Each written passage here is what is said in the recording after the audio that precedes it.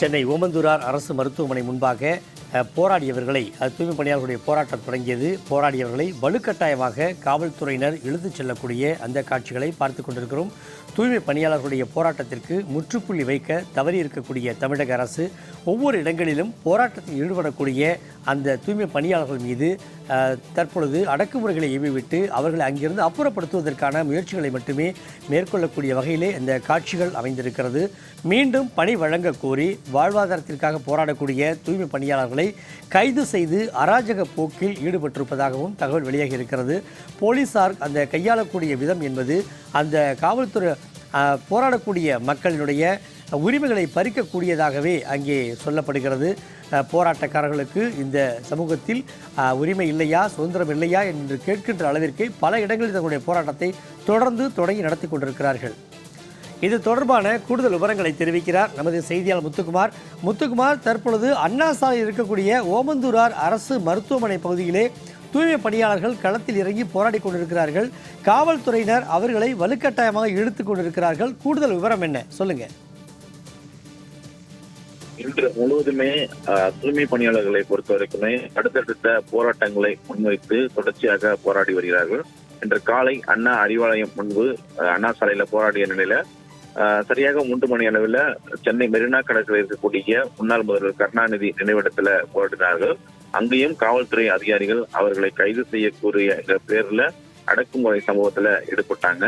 தற்பொழுது அண்ணா சாலையில் இருக்கக்கூடிய ஓமந்தூரார் அரசு மருத்துவமனை முன்பு இந்த போராட்டத்தை முன்னெடுத்திருக்கிறார்கள் துப்புரவு பணியாளர்கள். துப்புரவு பணியாளர்களை பொறுத்த வரைக்குமே தங்களுடைய கோரிக்கை நிறைவேறும் வரை நாங்கள் ஓய போவதில்லை என மிகப்பெரிய ஒரு சபதம் எடுத்து தற்பொழுது இந்த போராட்டத்துல ஈடுபட்டு வருகிறார்கள். குறிப்பாக துப்புரவு பணியாளர்களை பொறுத்த வரைக்குமே கிட்டத்தட்ட 150 நாட்களுக்கு மேலாக இந்த போராட்டத்தை தொடர்ந்து வரக்கூடிய சூழல்ல திமுக அரசாங்கம் சரி, அதே போல சென்னை மாநகராட்சியும் எந்த ஒரு நடவடிக்கையும் இதுவரை எடுக்கவில்லை. பேச்சுவார்த்தை நடத்தப்பட்டாலும் அந்த பேச்சுவார்த்தை என்பது தோல்வியிலேயே முடிவடைந்திருக்கிறது. இப்படி இருக்கக்கூடிய சூழல்ல துப்புரவு பணியாளர்களை அந்த நீக்கம் செய்யப்பட்டிருப்பதாகவும் அவர் தரப்பிலிருந்து கூறியிருக்கிறார்கள். அதே நேரத்துல எங்களுக்கு தனியாருக்கு தாரை வர்ப்பதை கைவிட வேண்டும், அதே நேரத்துல நிரந்தரம் செய்ய வேண்டும் என்ற கோரிக்கையை வலியுறுத்தி தான் தொடர்ந்து இவர்கள் போராட்டத்தில் ஈடுபட்டு வரக்கூடிய சூழல் அண்ணா சாலை முழுவதும் ஒரு பதட்டமான சூழல் என்பது நிலவுகிறது. அண்ணா சாலையை பொறுத்த வரைக்குமே கிட்டத்தட்ட ஏராளமான வாகனங்கள் இதற்கு செல்லக்கூடிய பகுதி. ஆனால் தற்பொழுது தூய்மை பணியாளர்களுடைய போராட்டம் என்பது அதிக அளவுல இருப்பதன் காரணமாக அந்த பகுதியில கடுமையான அந்த போக்குவரத்து நெரிசலும் என்பது இங்கு ஏற்பட்டிருக்கிறது. அங்க இருக்கக்கூடிய தூய்மை பணியாளர்களை கட்டுப்படுத்துவதற்கு காவல்துறை அதிகாரிகள் கைது நடவடிக்கைகள் ஈடுபட்டாலும் கூட அவர்களை அந்த அடக்குமுறை சம்பவத்தில் ஈடுபடும் வகையில் தான் அவர்களை துன்புறுத்தி கைது செய்யக்கூடிய ஒரு காட்சி தான் பார்க்கப்படுகிறது.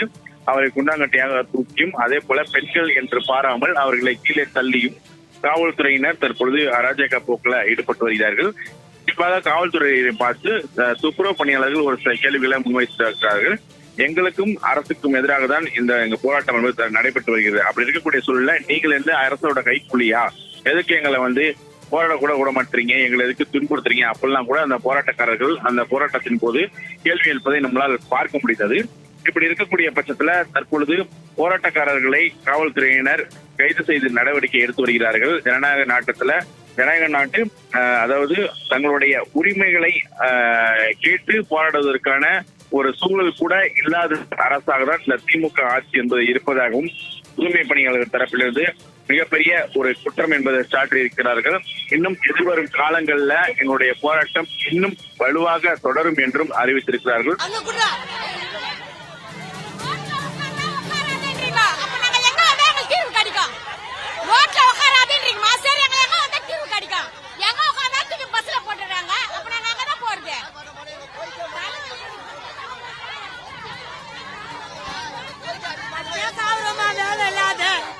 வேலை தானமா கேட்கிறோம். நான் ரொம்ப கஷ்டமா வீடு காலி பண்ணிட்டாங்க. பிள்ளைங்க படிப்பெல்லாம் போதுமா, வேலை தானமா கேட்கிறோம். வேலை வாங்கிக்கணுங்கம்மா.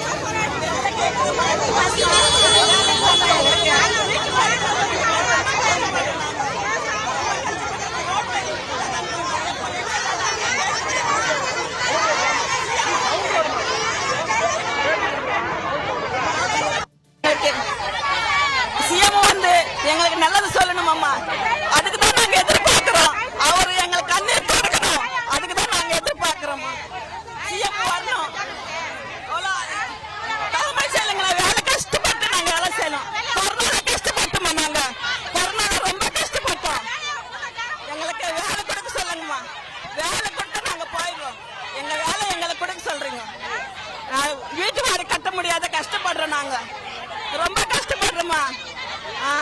கொரோனால கஷ்டப்பட்டோம். இப்போ வேலை இல்லைன்றாங்க. எங்க போறது? நாங்க 5 மாசமா இப்படிதான் இருக்கிறோம். போராட்டம் தான் வரோம்மா. நாங்க போராட்டம் தான் வரோம். எங்க பார்த்தாலும் ஜீப்ல ஏறன்றாங்க போலீஸ்காரங்க. அதுதாம்மா என் கோரிக்கை. எங்க வேலை கொடுத்தா நாங்க போயிடுறோம். அது ஒன்றே தான் நாங்க கேட்கிறோம். வேலை கேட்கிறோம், ஒன்னையும் கேட்கலாமா. நாங்க எங்க வேலை எங்களுக்கு கொடுத்தா நாங்க போயிடுவோம்.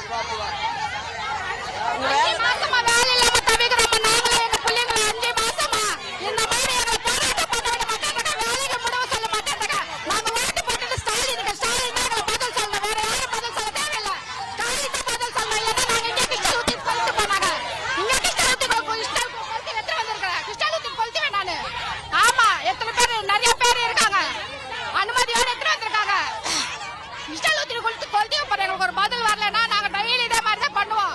நாங்க ஒரு முடிவு சொல்லணும். 5 மாசம் வாழ்வாதாரம் இழந்துட்டோம். நாங்க வேற வழி இல்லை.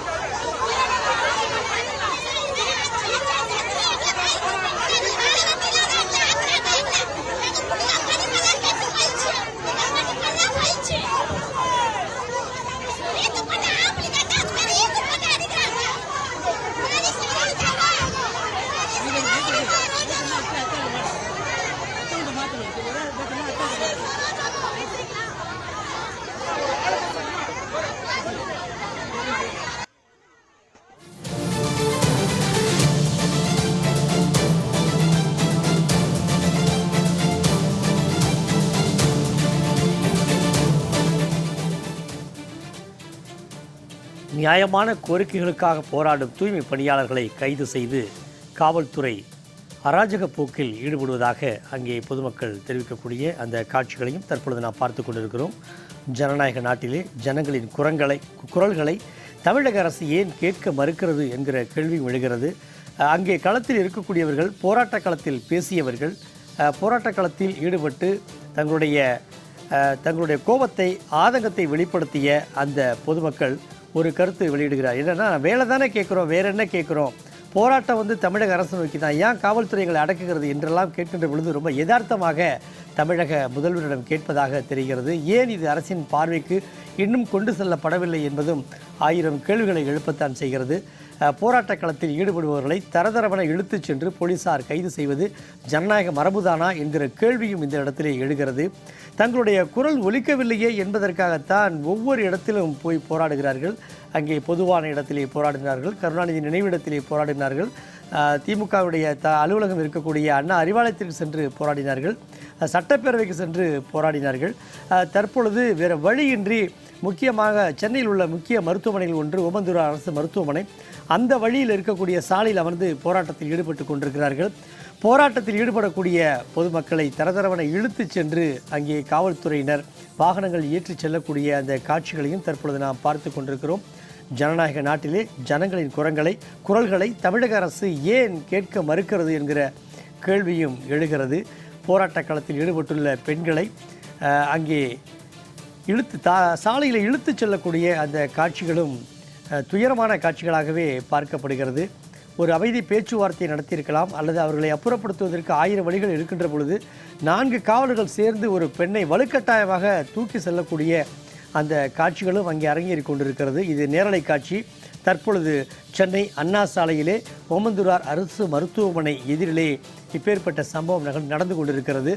ஆளும் அரசு இதற்கு ஒரு முற்றுப்புள்ளி வைக்காமல் இன்னமுமே அந்த போராட்டத்தில் ஈடுபட்டு கொண்டிருக்கிறவர்களை அழைத்து பேசாமல் அதற்கான நடவடிக்கைகள் தொடங்காமல் காலதாமதப்படுத்துவதற்கான காரணமும் பல கேள்விகளை எழுப்புகிறது.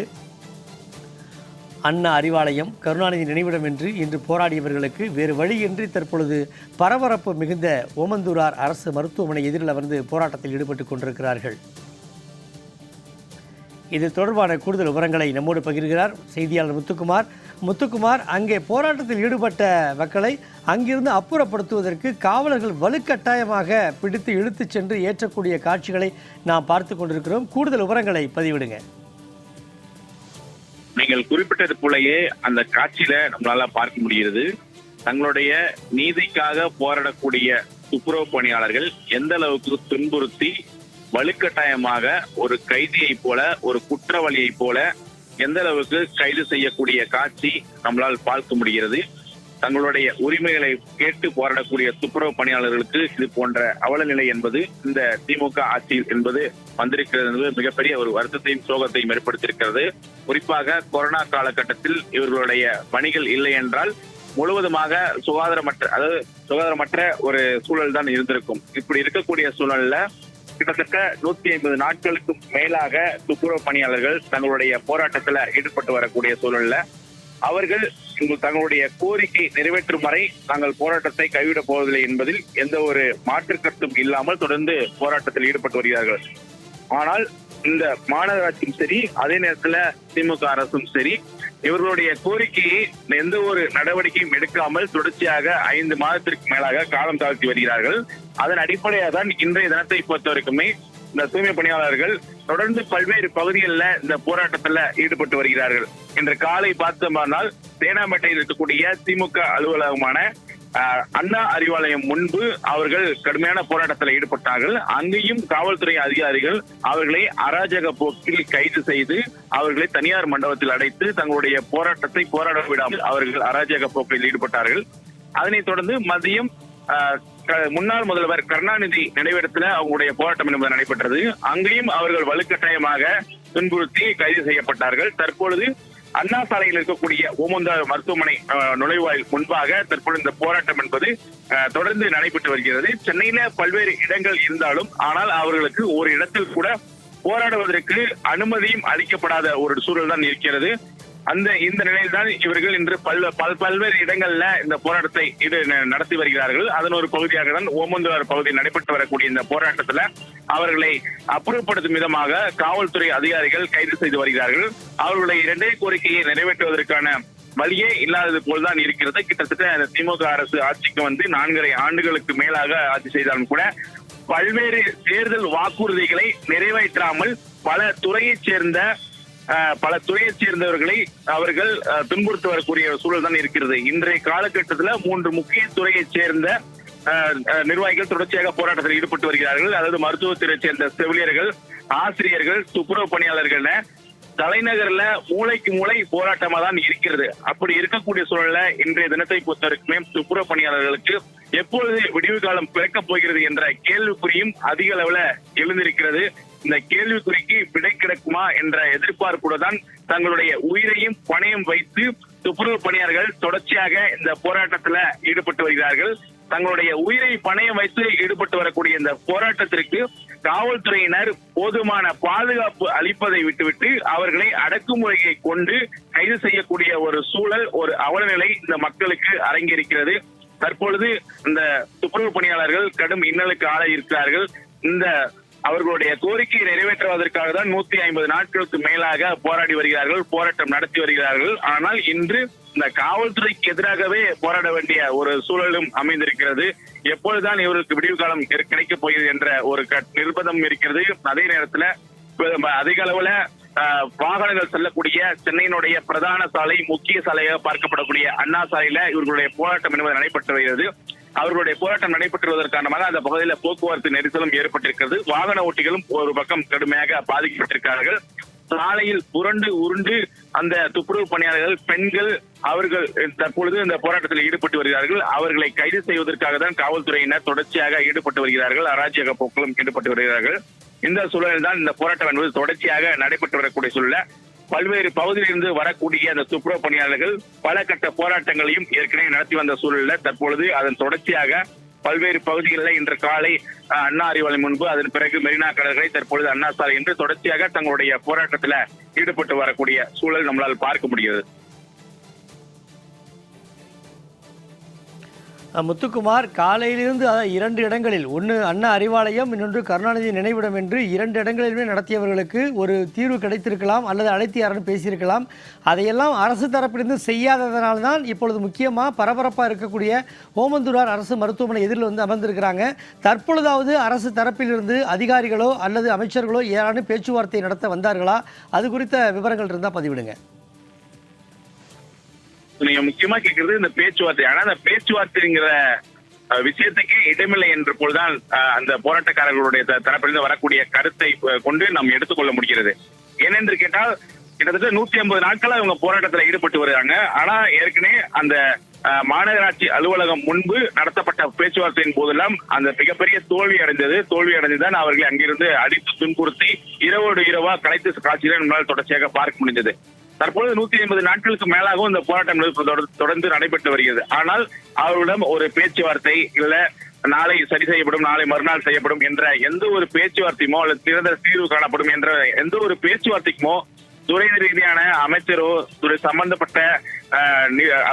சம்பந்தப்பட்ட அதிகாரிகளோ, அதே போல சென்னை மாநகராட்சியோட மேயரோ அல்லது முதலமைச்சரோ, இப்படி சம்பந்தப்பட்ட அதிகாரிகள், அமைச்சர்கள், முதலமைச்சர்கள் என யாருமே அவர்களிடம் பேச்சுவார்த்தை நடத்துவதற்கு முன்வருவதை போல் தெரியவில்லை. இதனால்தான் இந்த போராட்டம் தொடர்ச்சியாக தொடர்கிறது.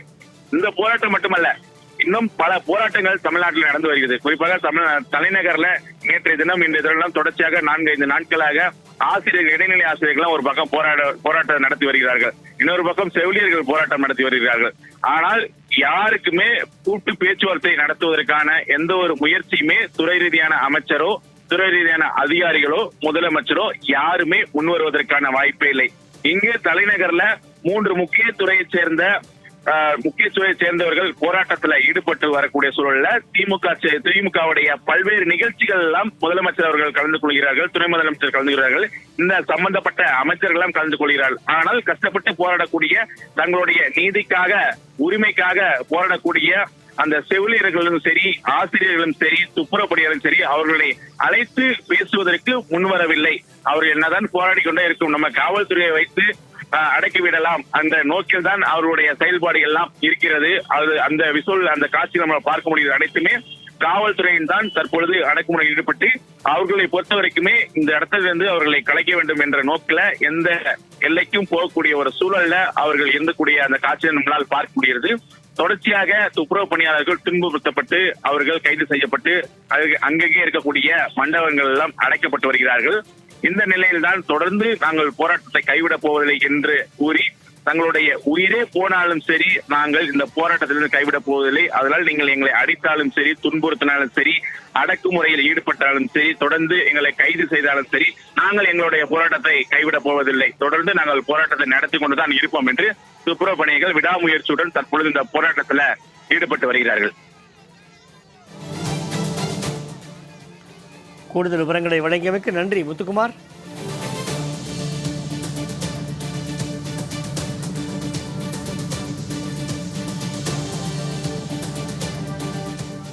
போராட்ட களமாகவே தமிழகம் மாறி இருக்கிறது. அதனுடைய நிகழ்ச்சியாக தற்பொழுது ஓமந்தூரார் அரசு மருத்துவமனையில் தூய்மை பணியாளர்களுடைய போராட்டம் தொடங்கி இருக்கிறது. அங்கே அவர்களை அப்புறப்படுத்துவதற்காக காவல்துறையினர் ஈடுபட்டிருக்கக்கூடிய நடவடிக்கை தொடர்பான காட்சிகளையும் பார்த்து கொண்டிருக்கிறோம்.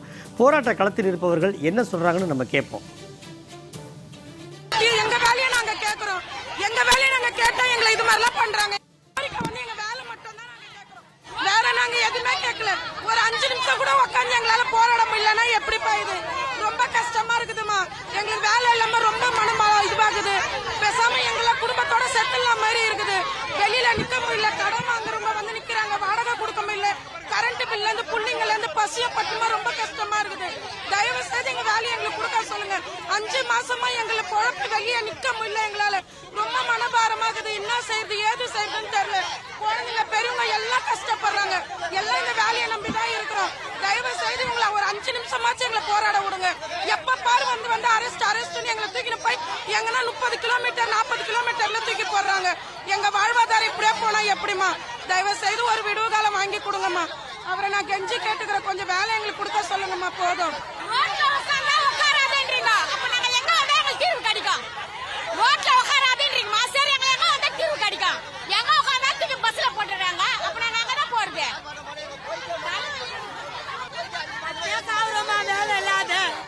வேலை தானமா கேக்குறோம். நான் ரொம்ப கஷ்டமா வீடு காலி பண்ணிட்டாங்க. பிள்ளைங்க படிப்பெல்லாம் போதுமா? வேலை தானமா கேக்குறோம். வேலை வாங்கிக்கணுங்கம்மா.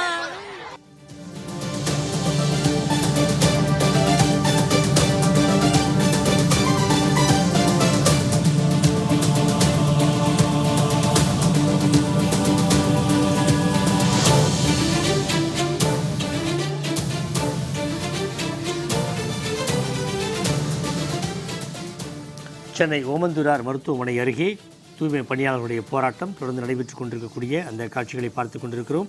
எங்களுக்கு மீண்டும் பணி வழங்க வேண்டும் என அவர்கள் அங்கே போராடி கொண்டிருக்கிறார்கள். போராட்ட களத்தில் ஈடுபட்டிருக்கக்கூடிய பெண் தூய்மை பணியாளர்களை காவல்துறையினர் அப்புறப்படுத்தினார்கள்.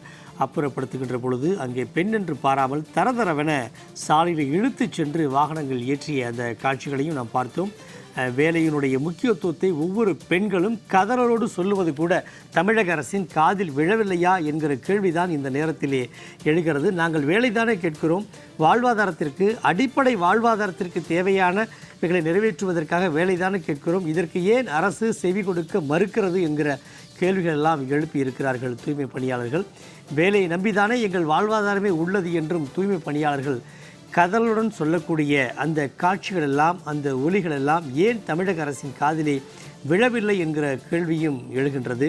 தூய்மை பணியாளர்கள் இடைநிலை ஆசிரியர்கள் போராட்டங்களால் திமுக ஆட்சியிலே மொத்த தமிழகமுமே போராட்ட களமாக மாறியிருக்கிறதே என்று சொல்லலாம். எந்த துறையாயினும் அந்த துறையில் சொன்ன வாக்குறுதிகளை நிறைவேற்றாத காரணத்தால் ஆட்சி நிறைவுறும் தருவாயில் இருக்கும் இந்த நேரத்திலே தமிழக அரசிற்கு எதிராக ஒவ்வொரு துறையிலும் இருந்து அந்த பணியாளர்கள் போராடக்கூடிய போராட்ட களமாகவே தமிழக அரசு இன்று மாறியிருக்கிறது. வேலையை நம்பிதானே வாழ்வாதாரமே உள்ளது என்று பணியாளர்கள் கதறுகிறார்கள். அந்த காட்சிகளையும் தற்பொழுது நாம் பார்த்து கொண்டிருக்கிறோம்.